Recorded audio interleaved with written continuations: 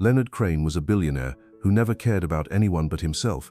At 62 years old, he was worth $3 billion and was known for being cold and heartless in business. He had no friends, no family, and liked it that way. But one rainy Thursday in Chicago, Leonard saw something that made him stop his car in the middle of the street.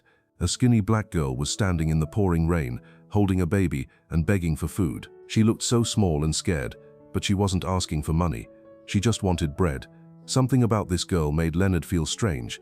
For the first time in 10 years, his heart actually hurt looking at someone else's pain. He didn't understand why, but he couldn't drive away. When Leonard got out of his car to help her, he had no idea that this 9-year-old girl was about to reveal a secret that would destroy him. What he was about to discover would make him question everything he thought he knew about his past. The truth was so shocking that it would change both their lives forever, but not in the way anyone could expect. If you're someone who appreciates emotional stories, we'd love for you to like and subscribe.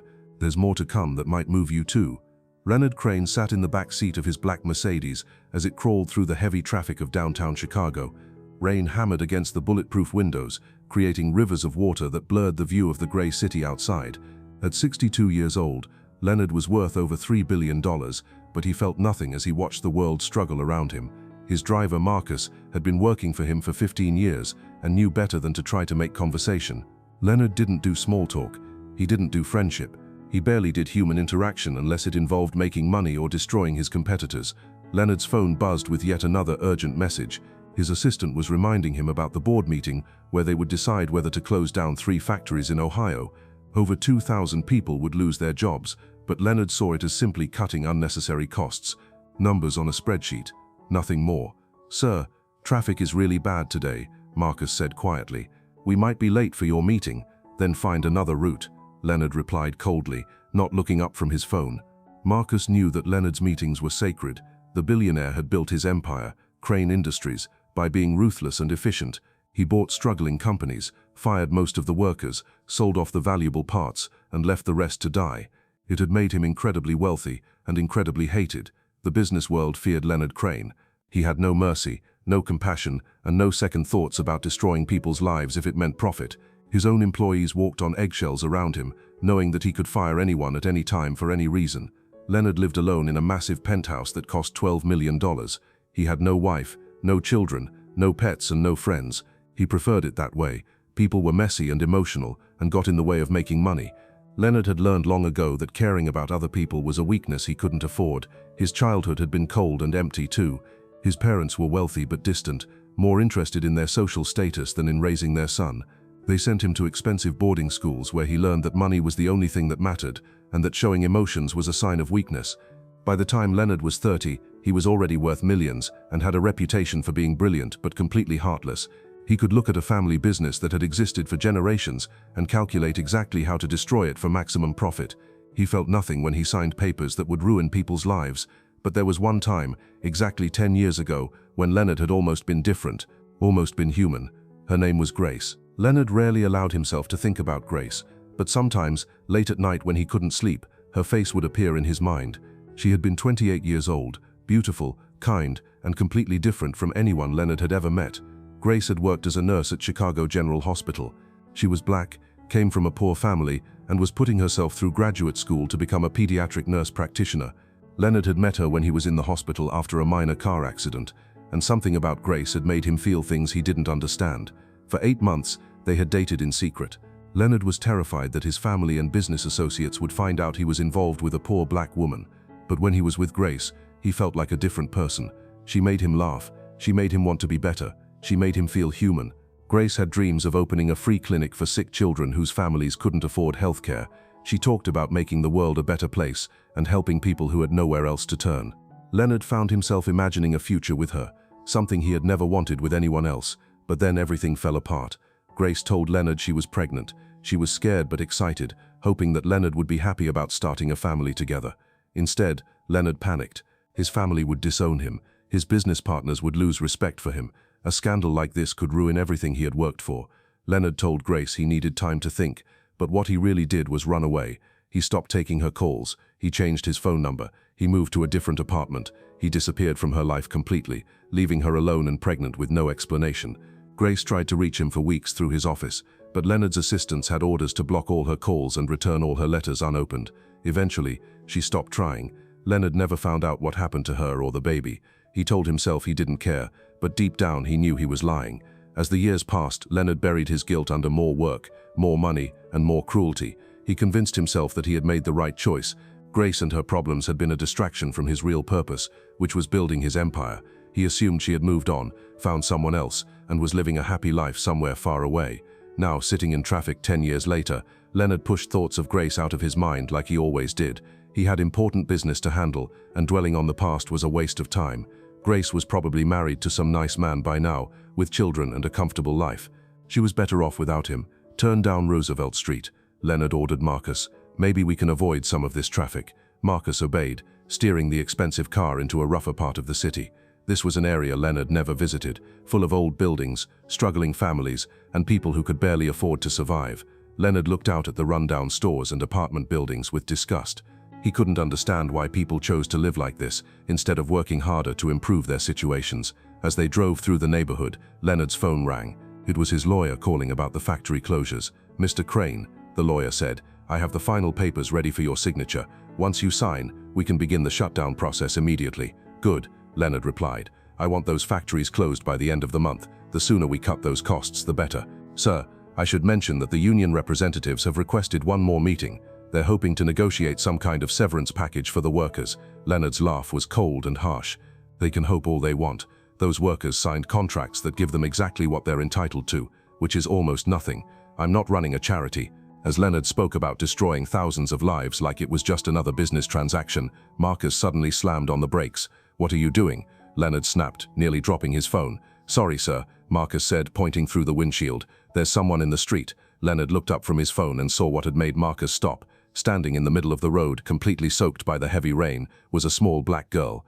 She looked about 9 years old, thin and fragile, wearing clothes that were too big for her and shoes that had holes in them. But what made Leonard's heart skip a beat was what the girl was holding. In her arms was a baby, wrapped in what looked like old towels and blankets. The baby couldn't have been more than a few months old, and both children were getting drenched by the rain. "Just drive around her," Leonard said, but his voice sounded strange even to himself. "Sir, she's not moving," Marcus replied. "She's trying to flag us down." Leonard watched as the girl approached the passenger side of the car. She wasn't acting aggressive or demanding like most people who tried to get money from rich people. Instead, she looked desperate and scared, holding the baby protectively against her chest. The girl knocked gently on the window, and Leonard could see her lips moving, but he couldn't hear what she was saying over the rain and the sound of the car's engine. "What does she want?" Leonard asked Marcus. Marcus rolled down his window slightly and listened to the girl. After a moment, he turned back to Leonard with a surprised expression. "Sir, she's not asking for money," Marcus said. "She's asking if we have any food. She says the baby is hungry." Leonard felt something twist in his stomach. In all his years of being approached by people wanting handouts, he had never encountered someone who was only asking for food. "Tell her to go to a shelter or a church," Leonard said. But even as he spoke the words, he couldn't take his eyes off the girl and the baby. Marcus started to relay the message, but the girl shook her head and said something else. "She says the shelters are full," Marcus reported. "She says she's been trying for 3 days, but there's no room anywhere." Leonard looked at the girl more closely. She was soaking wet and shivering from the cold, but she was holding the baby carefully, making sure the blanket stayed wrapped around the little body. Despite her own obvious suffering, her only concern seemed to be protecting the infant in her arms. There was something about her face that made Leonard feel uncomfortable, not because she was asking for help, but because something about her features seemed familiar. The shape of her eyes, the curve of her nose, something that tickled the back of his memory. "What's her name?" Leonard found himself asking. Marcus asked the girl, who answered immediately. "She says her name is Maya, and the baby is Isaac," Marcus told Leonard. Leonard stared at the girl named Maya as she stood in the rain, holding baby Isaac like he was the most precious thing in the world. Something about the scene made Leonard feel emotions he had spent decades trying to suppress. The way she held the baby reminded him of something, but he couldn't quite place what. "How old is she?" Leonard asked. Marcus asked Maya the question and relayed her answer. "She says she's 9 years old, sir." 9 years old. Leonard's mind began racing with a terrible possibility. Grace had been pregnant 10 years ago. If she had carried the baby to term, the child would be about 9 years old now.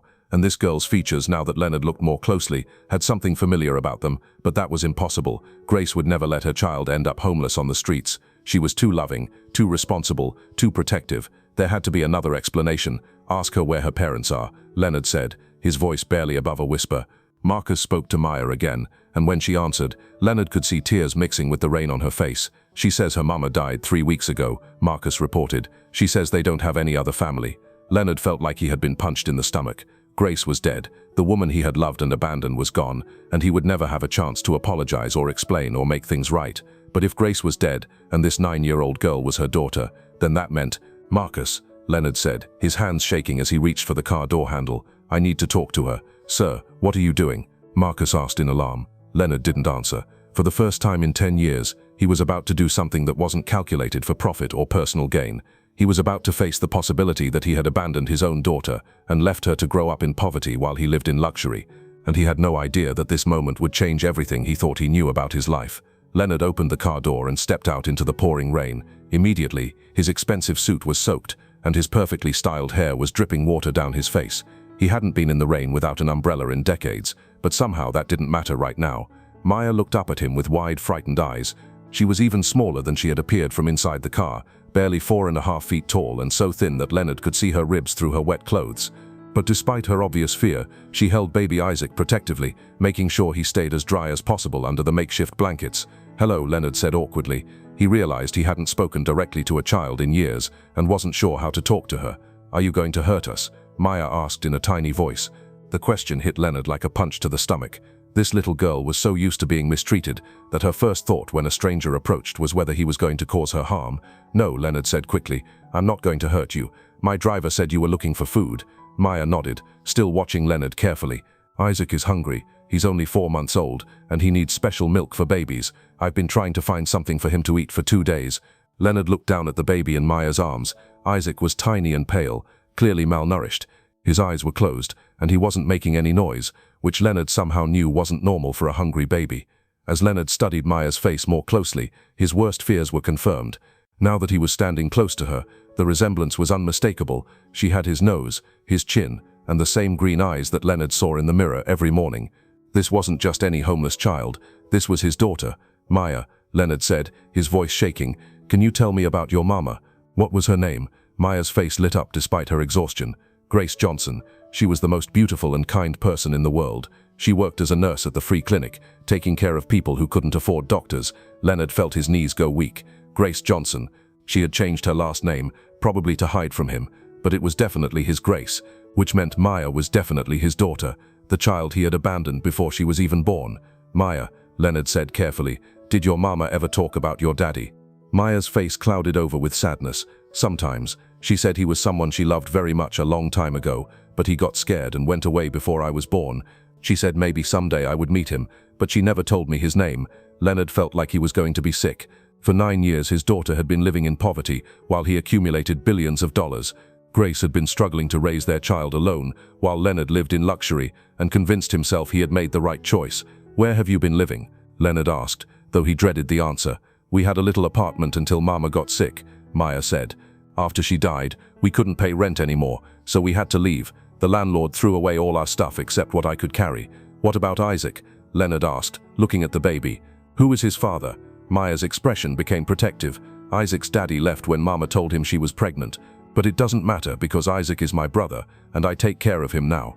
Leonard realized that Isaac wasn't his son, but Maya had taken responsibility for her baby brother, even though she was just a child herself. His 9-year-old daughter was trying to keep an infant alive on the streets because she considered him family. Have you been sleeping outside? Leonard asked, though he already knew the answer would break his heart. Maya nodded. We tried the shelters, but they're all full. There's a waiting list, but they said it might be weeks before there's space. Some nice people have given us food sometimes, but Isaac needs special milk for babies, and that costs money we don't have. Leonard looked around at the rundown neighborhood where his car had stopped. There were a few people on the sidewalks, but they all looked like they were struggling themselves. No one seemed to be paying attention to 2 homeless children, which meant Maya and Isaac had probably been invisible to most of the world for weeks. When did you last eat? Leonard asked Maya.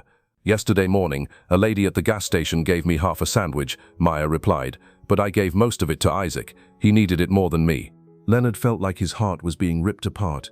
His own daughter was starving herself to try to keep a baby alive. She was showing more selflessness and courage than Leonard had ever displayed in his entire life. Maya, Leonard said, crouching down so he was at her eye level, would you let me help you? Maya looked suspicious. What kind of help? Food, first. Both of you need to eat, and then maybe we can find you somewhere warm and dry to stay. "We can't pay you back," Maya said quietly. Leonard almost smiled despite the heartbreaking situation. Even homeless and desperate, his daughter was worried about owing someone money. She had inherited his sense of responsibility, but unlike him, she was using it to protect others instead of herself. "You don't need to pay me back," Leonard said. "Sometimes people help each other just because it's the right thing to do." Maya considered this for a moment, then looked down at Isaac, who was starting to make weak crying sounds. "He's really hungry," she said, her voice breaking. "I don't know what to do anymore. I promised Mama I would take care of him, but I don't know how." Leonard stood up and made a decision that would change both their lives forever. He was looking at his daughter, his own flesh and blood, and he was going to do everything in his power to make up for the 10 years he had missed. "Come with me," Leonard said. "We're going to get Isaac some milk and get both of you some real food." Maya hesitated. "I don't know you. Mama always said not to go with strangers." "Your mama was smart," Leonard said. "My name is Leonard. What would make you feel safer about coming with me?" Maya thought for a moment. "Can your driver come too? He seems nice." Leonard looked back at Marcus, who had been watching the entire conversation through the car window with obvious concern. Marcus nodded and got out of the car. "This is Marcus," Leonard said. "He's worked for me for 15 years. He has 2 daughters of his own." Marcus walked over and smiled gently at Maya. "Hi there. Mr. Crane is right. We just want to help you and your little brother get some food." Maya looked back and forth between Leonard and Marcus, then down at Isaac, who was crying harder now. "Okay," she said finally. "But if you try to hurt us, I'll scream really loud." "That's exactly what you should do," Leonard said. "You're very smart to be careful." Leonard opened the back door of the Mercedes, and Maya climbed in carefully, still holding Isaac close to her chest. Leonard got in on the other side while Marcus returned to the driver's seat. "Where are we going?" Maya asked, looking around at the leather seats and expensive interior with wide eyes. "First, we're going to find a store where we can buy formula and baby food," Leonard said. "Then we're going to get you both some real meals." As Marcus started driving, Leonard found himself really looking at Maya for the first time. She was clearly his daughter.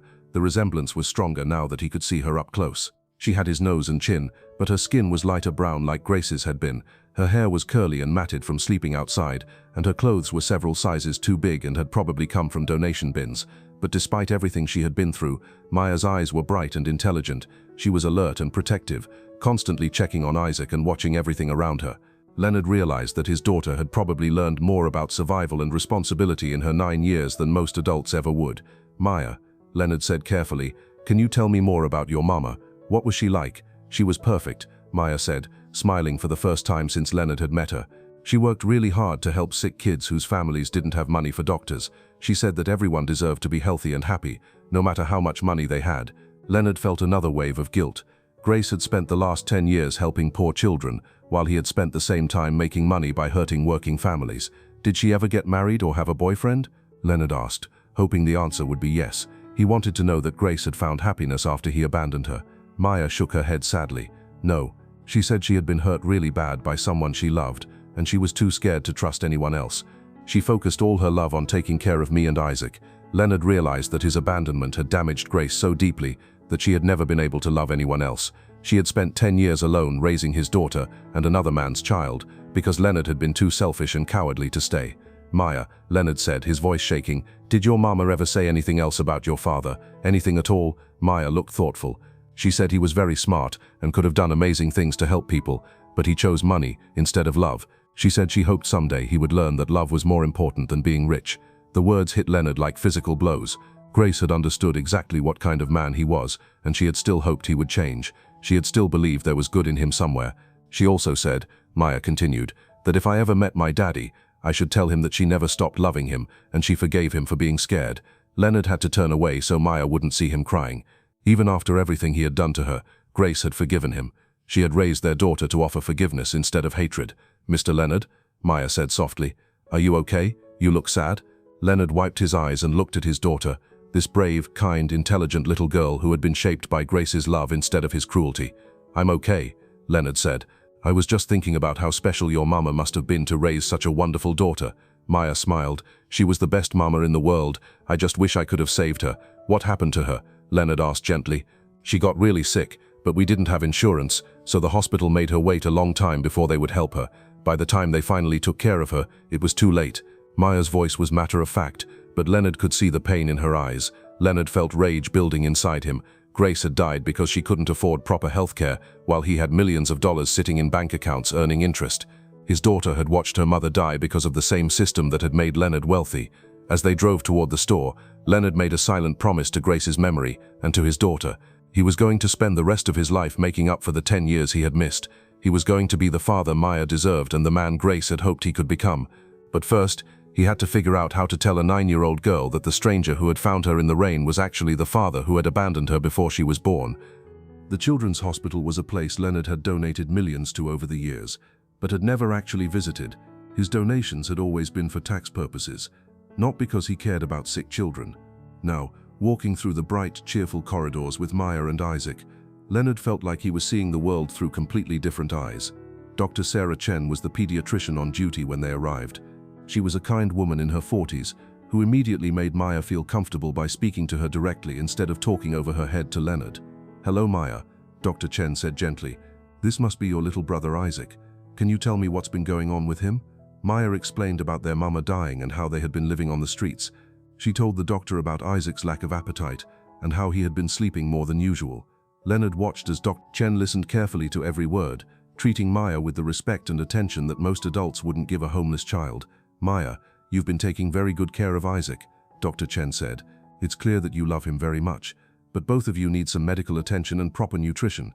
Dr. Chen examined Isaac first. The baby was severely underweight and dehydrated, but otherwise healthy. She prescribed special formula and vitamins and gave Maya detailed instructions on how to feed him properly. When she examined Maya, Dr. Chen found that Leonard's daughter was also malnourished and had several infections from living outside. Maya would need antibiotics and careful monitoring to make sure she recovered fully. "Mr. Crane," Dr. Chen said, pulling Leonard aside while Maya was getting cleaned up by a nurse, "these children have been through tremendous trauma. Isaac will recover physically with proper nutrition, but Maya has been carrying an enormous burden for a 9-year-old. She needs stability and counseling to help her process everything that's happened." Leonard nodded, though he felt overwhelmed by the responsibility. "What do I need to do?" "Well, first we need to understand your relationship to these children," Dr. Chen said. "Are you a family member? A legal guardian?" Leonard realized he hadn't thought about how to explain his situation. He couldn't tell the doctor that he had just discovered Maya was his daughter without proof, but he also couldn't lie about wanting to help them. "I believe Maya might be my daughter," Leonard said carefully. "I knew her mother 10 years ago, but we lost touch. I had no idea Maya existed until today." Dr. Chen studied Leonard's face carefully. "Mr. Crane, if you believe you might be Maya's father, we can do a DNA test. It's a simple procedure, and we can have results in a few days." Leonard's heart was pounding.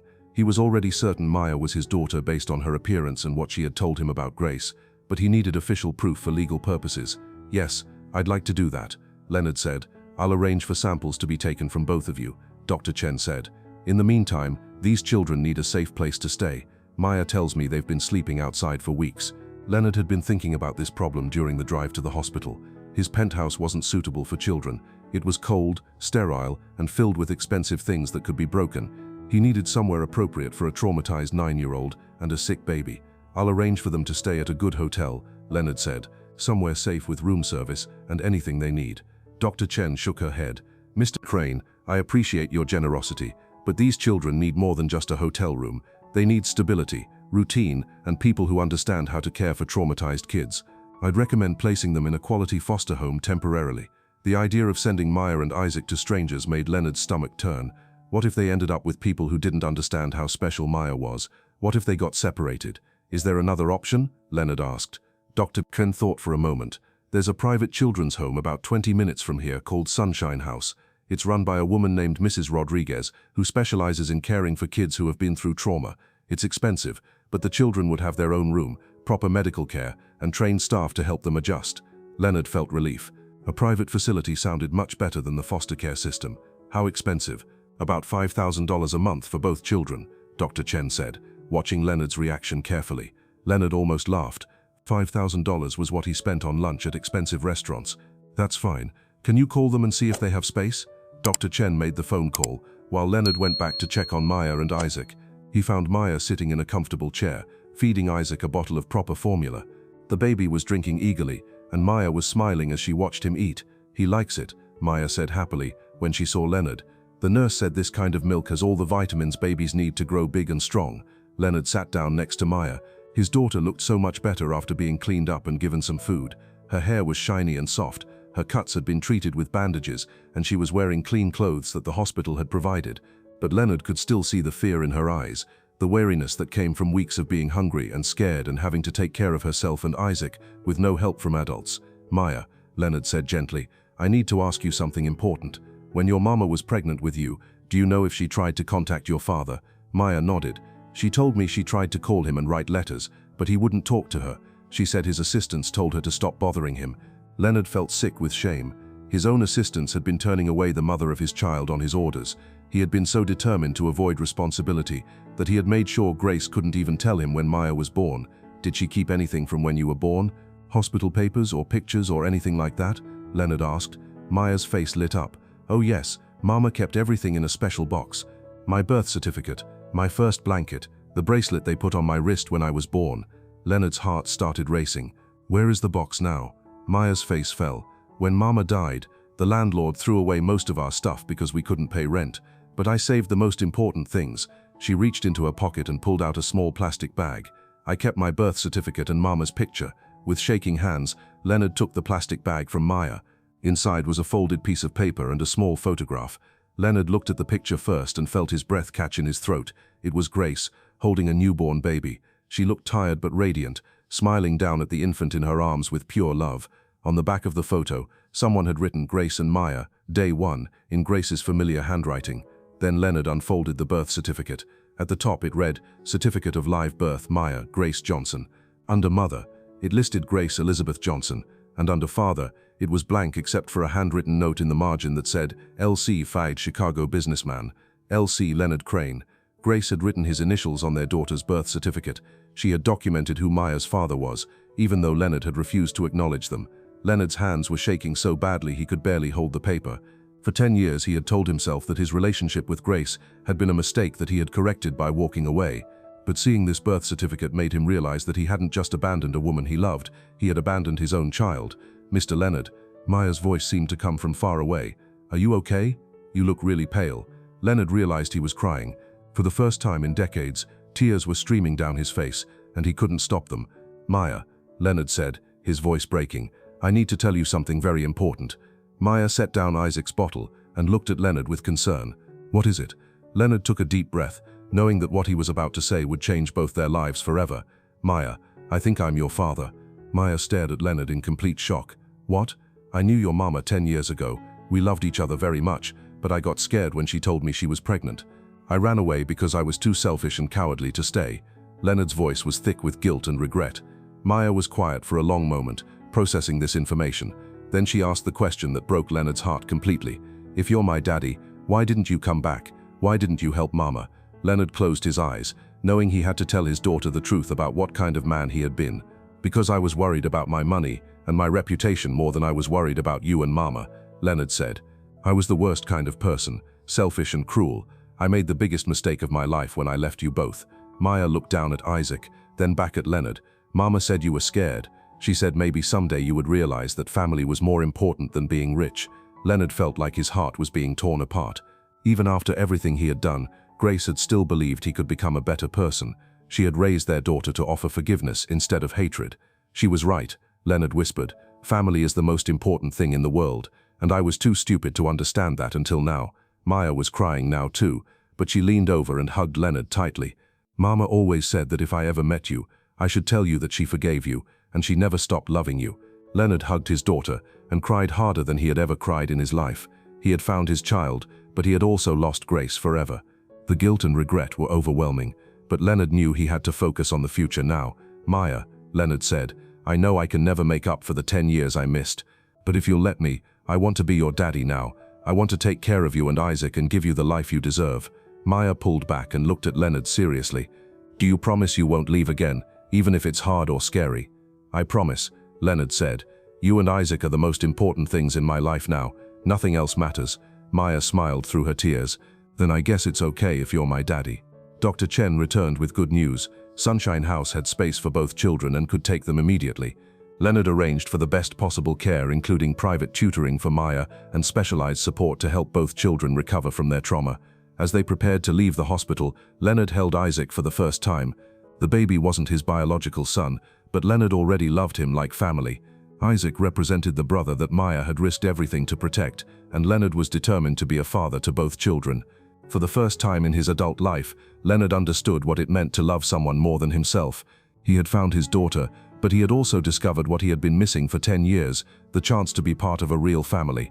What Leonard didn't know was that their journey together would be both more wonderful and more heartbreaking than any of them could imagine.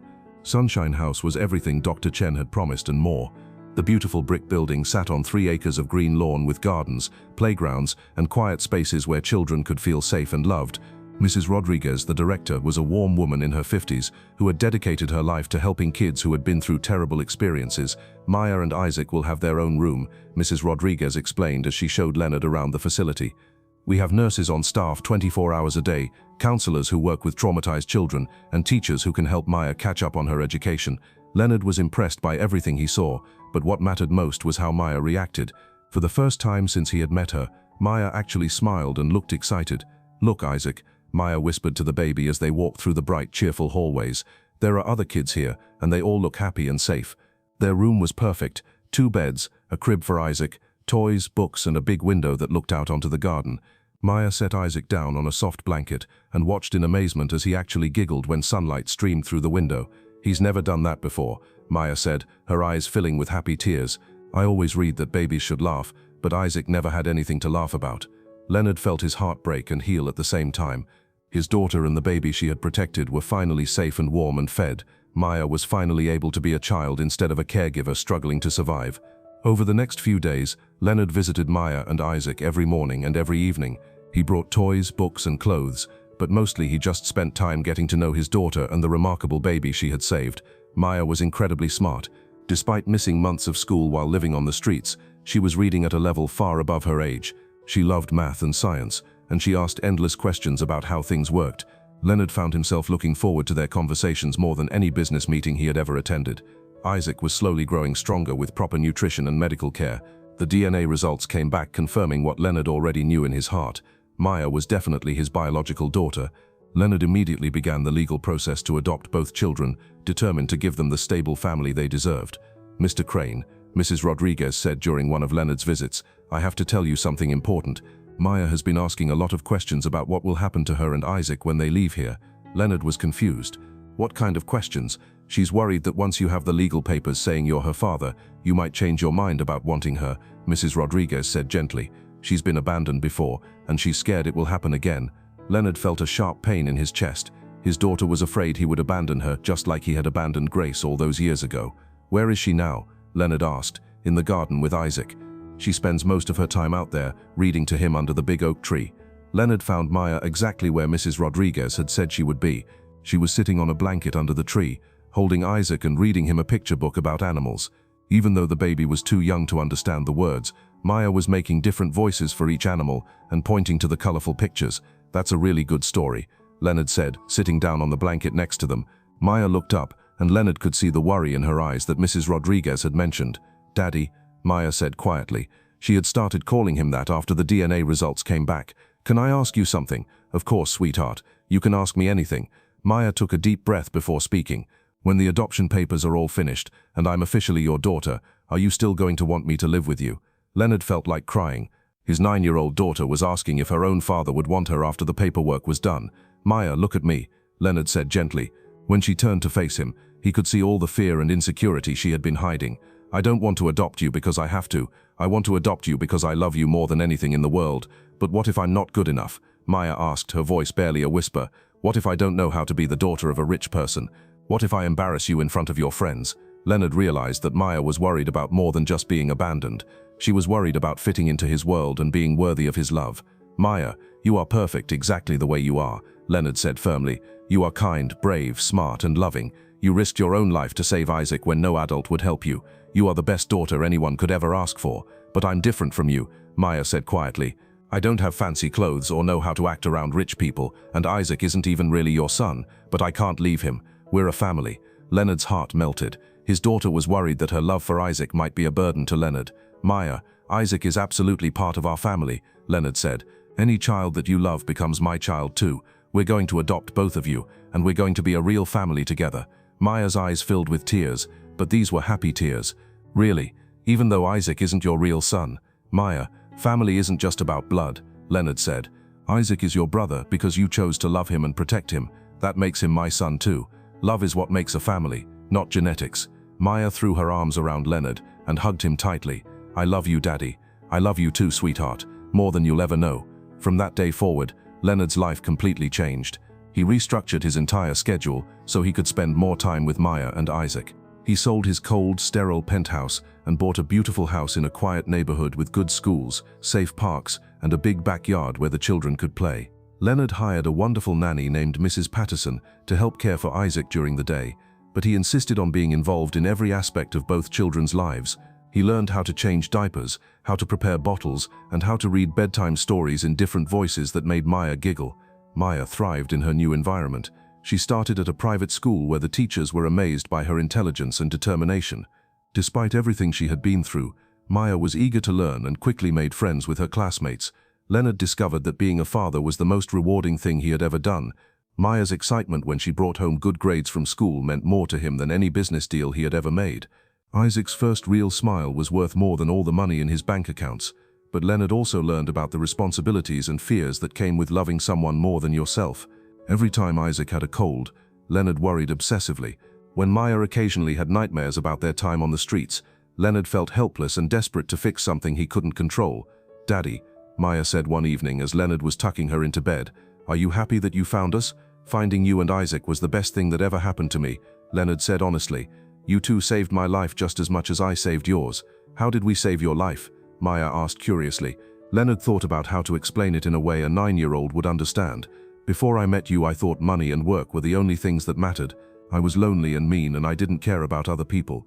But you and Isaac taught me how to love and how to be kind. You made me into a better person. Maya smiled sleepily.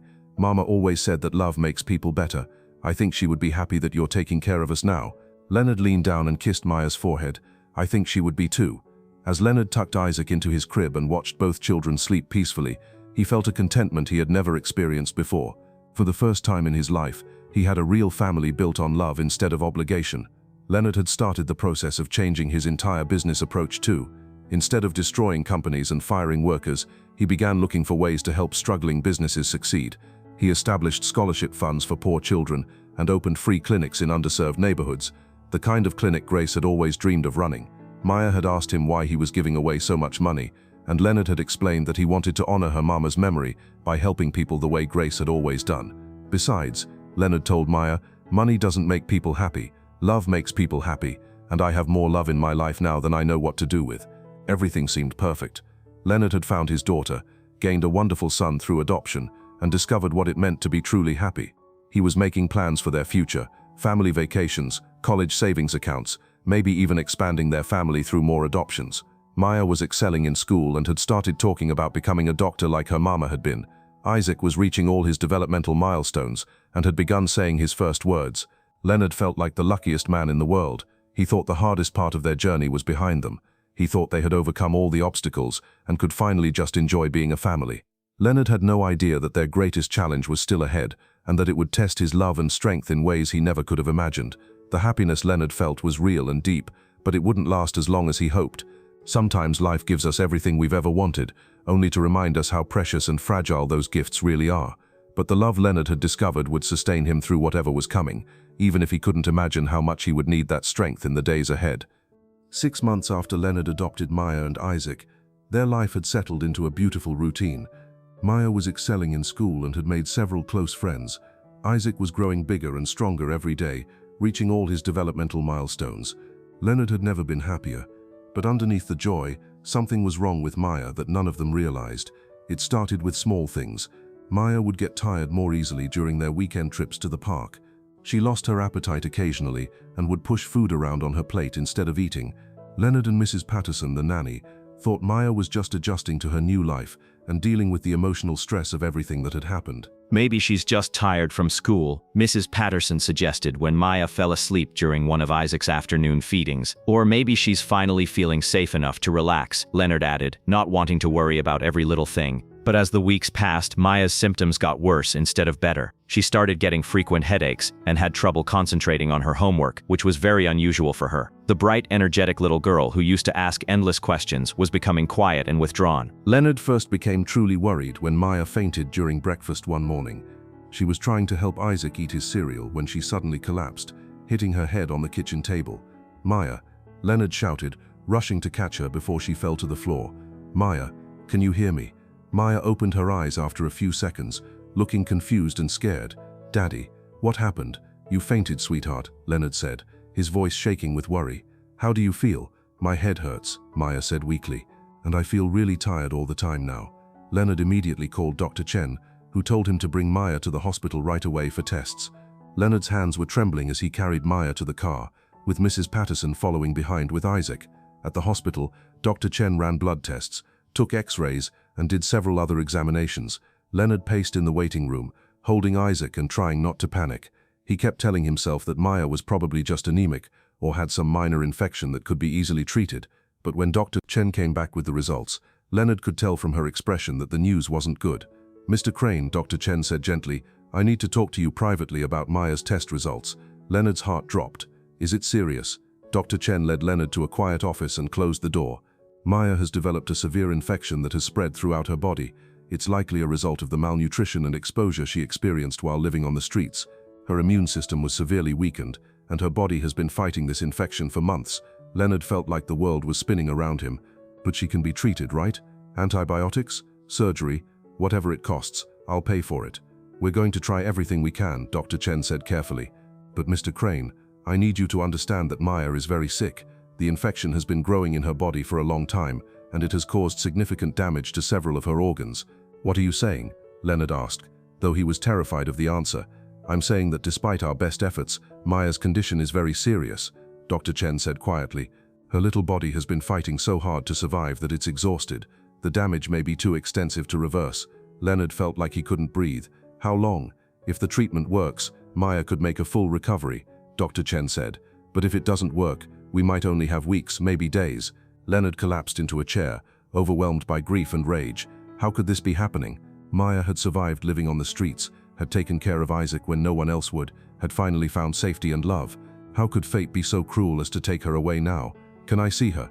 Leonard asked. "Of course. And Mr. Crane, Maya is going to need you to be strong for her. She's scared and confused, and she needs to know that you love her no matter what happens." Leonard returned to Maya's hospital room, where she was lying in a bed that looked too big for her small body.